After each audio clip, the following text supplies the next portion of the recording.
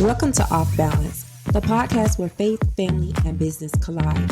I'm Dr. Brooks, a certified master life coach, transformational speaker, and author. Join me as we explore the journey of overcoming adversity and developing resilience.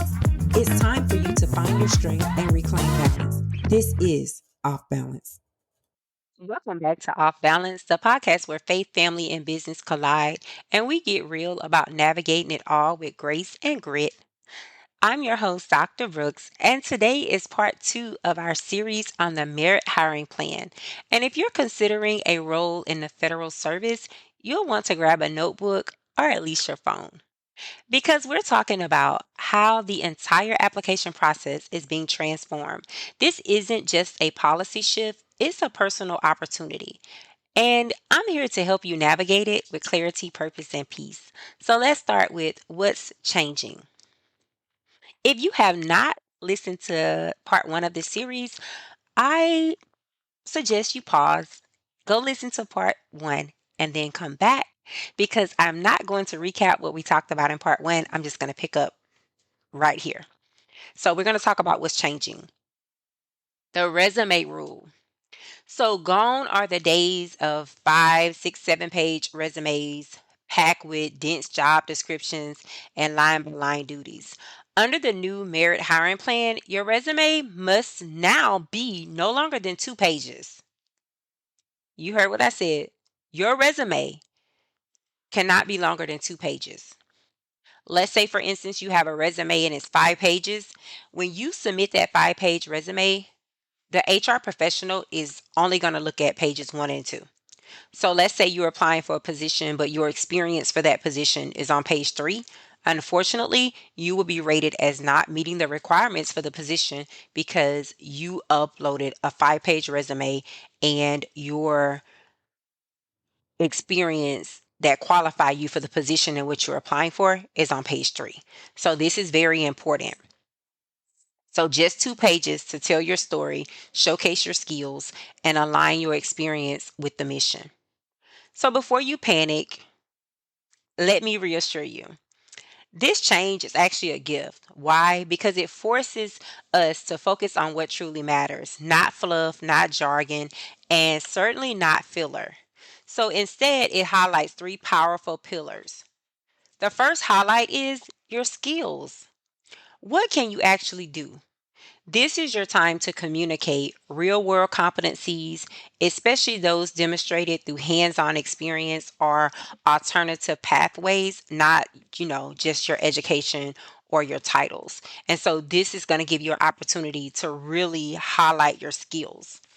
The second thing is service. What have you done that contributed to others or advanced a mission bigger than yourself? Whether it's leading a team, streamlining a process, or volunteering at your church, these moments of impact can carry weight. And number 3 is impact. What changed because you were there? This is your time to be specific. Numbers, outcomes, and improvements help hiring managers see the results you bring. So I'm going to give you a couple of tips to maximize your 2 pages. Use bullets, not paragraphs. Lead each bullet with a strong action verb, like for example, led, built, improve. Tailor your resume to each role, highlighting skills and results relevant to that job. Leave off outdated or irrelevant details that don't serve the narrative, right? You have to remember this isn't about telling your entire life story. It's about presenting a focused, purposeful window into who you are as a professional and a servant leader. And here's something to hold on to. Your calling isn't confined to your credentials. When done right, your 2 page resume can be bold, clear, and a testimony to your readiness, your character, and your capacity to lead with integrity. I actually have a podcast episode where I talk about how to update your resume. And if you have not listened to that episode, go back and take a listen The title of the episode is Beyond the Bullet Points, Building a Results Oriented Resume. That episode was released on April 7th. And so go back and listen to that episode because I teach you how to qualify that resume. What numbers, what percentage? It's all about the things that you've done that brought change, that brought improvement, that made an impact. And so that's going to be important. Now that you only have 2 pages to do that, it is going to be really, really important that you don't list job duties, that you actually, tell a story about your experience. The second change is essay questions. So every job at the GS5 or above will now require 4 short essay responses. Each will be limited to 200 words. These are your moments to speak from the heart, to show who you are, not just what you've done. Let me pause for a moment. This merit plan has caught a lot of negative attention. And so, as a believer, as a Christian, it is my job to just encourage you that regardless of if you see this as a barrier or if you see it as a setback, if you see it as having to align with certain people or things, don't see it that way.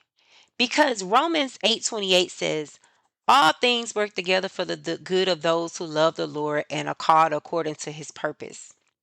So even if this plan was not drafted from a good place, even if this plan is to make people be in allegiance with a certain party or a certain demographics, whatever the case is, you cannot have a negative connotation about something, because what happens is if you take on a negative connotation about it, you are not going to progress. You are not going to apply. You're not going to put yourself in a position to be elevated. And what I mean by that is sometimes we'll talk ourselves out of what God has for us because we don't like the door that is opening to, right?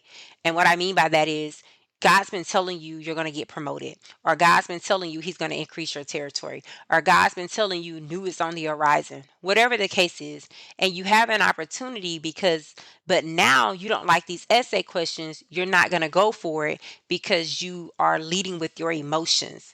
You are, as a Christian, as a believer, we're supposed to be led by the Spirit, not by our emotions, not by, what we see. We're supposed to be in prayer and we're supposed to allow God to lead us. I had to put that in there because I just sensed that that was important. Because when I go into these essay questions, you may you could feel some type of way, but I want you to redirect that and be positive. We're going to be positive about everything because there is so much going on and you could be stressed out about it. You can feel sad about it, but I want you to process things and say, you know what? God still reigns. He still rules. He is still King of Kings. He is still Lord of Lords. And nothing can happen without God, right? And so, even though it may look bad, God is going to work it out for us because we believe. So, if you are not a believer, the Word of God says that all you have to do is confess with your mouth and believe in your heart that Jesus is the Son of God. He died on the cross for your sins and He rose again, and you will be saved. And so, if you are interested in salvation, message me and I can pray a prayer with you. It is that simple. All you have to do is confess and believe. Confess and believe. So, let's get back to what I was saying. The four prompts that will be covered: your commitment to the Constitution and founding principles, how you would improve government efficiency, how you have helped implement key executive policies, your work ethic, and personal excellence. It sounds intimidating? Don't let it be. Think of these as mini testimonies, opportunities to connect your story to the mission. Be honest, be specific, and yes, be prayerful. So, the plan is to go from degrees to demonstration. This plan shifts away from requiring degrees and towards requiring skills. That means you'll often be asked to complete a technical or alternative assessment as part of your application. So think writing samples, maybe role specific tests, structured interviews. Here's the shift: it's no longer about how well you can talk about what you can do, it's about demonstrating it. It's all about demonstrating it. So, if you have built your skills outside of traditional pathways through self study, hands on work, ministry, or small business, this is your chance to shine. And communication gets an upgrade. One of the big frustrations in federal hiring has been the silence, long waits, no updates. Under the new plan, that's changing. Applicants will now receive regular updates at each stage of the process, more transparency about timelines, clear feedback on decisions where appropriate. You'll also be encouraged to make your resume searchable on USA Jobs so recruiters can find you. When it comes to notifications, a lot of the federal agencies, they do use USA Staffing, which is a recruitment platform. And within that platform, you do have notification of results that should be sent at each step of the recruitment phase. However, you have to send those manually. And so sometimes, depending on workload, depending on what's going on with the staffing specialist, sometimes there may be a delay and receiving notifications. And so, with this particular merit plan, there will be a push for regular updates to applicants. When it comes to from degrees to demonstration, education is still important, education is still valuable, but sometimes there are people that did not go to school or did not take the traditional route that are just as good, just as capable, just as competent. And so this is going to allow those individuals who in the past may have not been able to apply for federal positions because they didn't have the actual degree. And so now, depending on what the series is, there may be an opportunity for those individuals to be able to actually have a career within the federal government. So I want you guys to be positive. There's so much going on with this administration. There's so much going on within our country. There's so much going on within our world. You have to see the bright side of things. I am not trying to, convince you that this is an awesome plan. No, I don't have an opinion on it one way or the other. My thought process is that I am a child of God, and so I am going to be positive and I am going to see the good in things, right? So the good thing is God is in control. And so we're just going to be positive. We're going to keep a positive mindset. And so I just want to encourage you guys to keep a positive mindset. So, what's the translation? This process just got more human, more transparent, more it'll be more, I guess you can say, applicants will be able to navigate better for the everyday applicant, because if you are a person that don't typically apply for federal positions, it can be intimidating. It can seem like the process is drawn out. It can seem like the process is disconnected because a lot of the times you don't really talk to HR specialists or HR, the service centers or the CPACs. A lot of the times it's done through like some organizations have where you have to submit a ticket and they'll respond anonymously through the ticket. You have some agencies that do have their contact information on the announcement, but you may email and you may not get a response. And so I am all for communication. I am all for updating candidates. And so to me, that communication piece is going to be amazing. So as you prepare your resume and write your essays, I want to encourage you with this. You don't need to perform. You need to be faithful. Be faithful to what you have done, faithful to your convictions, and faithful to your call to serve. Ask the Lord for wisdom. Ask friends or mentors to review your essays. Do the work, but do it with peace. Don't feel intimidated. Don't feel like you have to have some type of allegiance to anyone. Just be honest. Just be honest. Don't try to finagle the system. Don't try to say things that you don't believe. At the end of the day, you have to be ethical and you have to have integrity and you have to be able to live with the things that you do and say, right? So I just want to encourage you, do it with peace.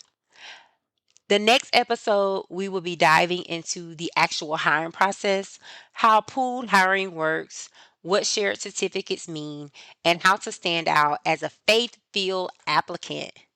Until next time, stay grounded, stay grateful, and stay off balance in a good way, of course. Thank you for tuning in. Be sure to rate this episode and share it with your family and friends. To learn more about your host, visit brooksdemming.com. Until next time, be resilient.